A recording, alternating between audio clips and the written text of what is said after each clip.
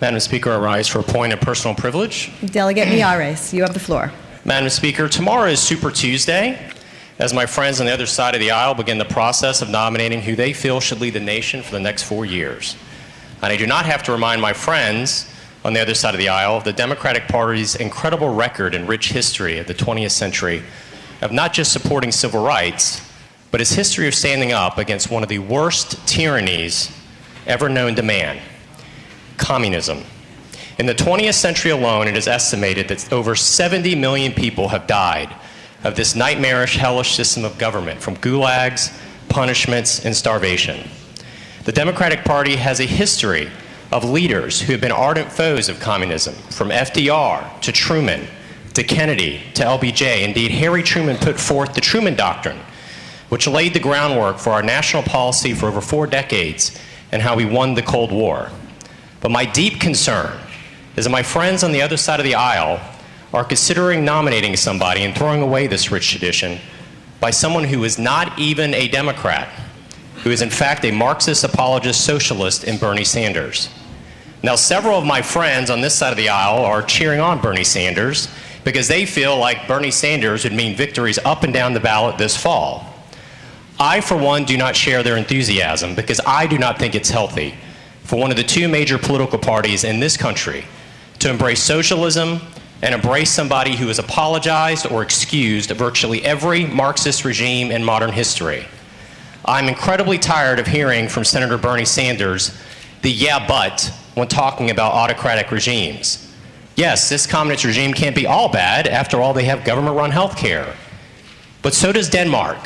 And they don't take people out in the middle of the night and shoot them because they've spoken out against the government. Last week, in a classic "yeah, but," Senator Sanders said, when Fidel Castro came into office, he wasn't all bad. He had literacy programs. Well, my family was in Cuba when Fidel Castro came into office, and it wasn't an election. It is at the end of the barrel of a gun. And he replaced one bad dictator and became one much worse. He didn't bring boxes of books, by the way. What's the good of a literacy program if you're denied the ability of choosing what you want to read?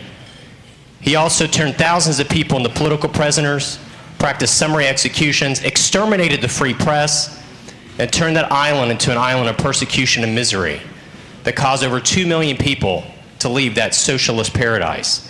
And I've often wondered, has Senator Sanders ever pondered to wonder why roughly 2 million people tied inner tubes together would crawl over broken glass to leave this socialist paradise? It is always a one-way street. Because it's amazing these millions of people are always seeking to come to this nation. It's the same reason that my family and Delegate Krizik and Delegate Lopez and Delegate Keem's family understand that America is indeed the last best hope. The year Fidel Castro took power, Cuba had the same GDP as Italy. The year it died, Cuba had the same GDP as Sudan. And Fidel Castro amassed a fortune of $800 million in this socialist paradise. Of course, he has a history of making these kind of remarks defending Marxist regimes. He honeymooned in the Soviet Union, proclaiming that Americans can learn a lot from Soviet communism. They have an amazing transportation system. He appeared at a rally with Daniel Ortega in Nicaragua, in which the crowd shouted, "Yankees will die." And then he explained away the thousands that Ortega had executed and jailed in his own country by comparing him to Abraham Lincoln. In 2011, he proclaimed Hugo Chavez's Marxist regime. He said, quote, "These days the American dream is more apt to be realized in places such as Venezuela than in America." And just last year, he refused to state that Nicolas Maduro was a dictator. Compare that with President Obama, who called Venezuela, quote, "a repressive, non-democratic state."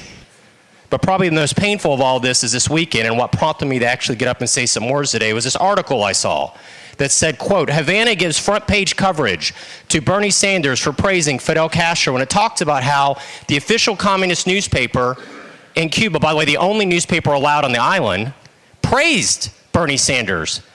And probably what I find so troubling is if anybody has read, anybody who's spent time in communist gulags, either the Gulag Archipelago or any of the diaries or the notes, it's the people in those prisons, they feel like the world has forgotten them by. And I can guarantee you the jailers in Cuba took this headline and they rubbed it in their faces. That somebody who is about to potentially become a leader of one of the major political parties in this country is praising the very dictatorship that is oppressing them. As the great Thomas Sowell noted on Marxism, trying to reduce economic inequality by increasing political inequality, has cost the lives of millions and millions of innocent people. So to my friends on the other side of the aisle, please remember your own past. Remember your rich history and tradition of standing up and speaking out against one of the worst tyrannies ever seen in human history. One that robs people of their dignity, their freedoms, and their self-worth. Do not make the same mistake as the Labour Party in the United Kingdom, another political party with a rich tradition that embraced Jeremy Corbyn, a similar radical Marxist apologist and socialist, and they just experienced their worst electoral loss since 1935. Don't be on the wrong side of history. Don't elevate this man, who is not even a Democrat. He's a socialist. Madam Speaker.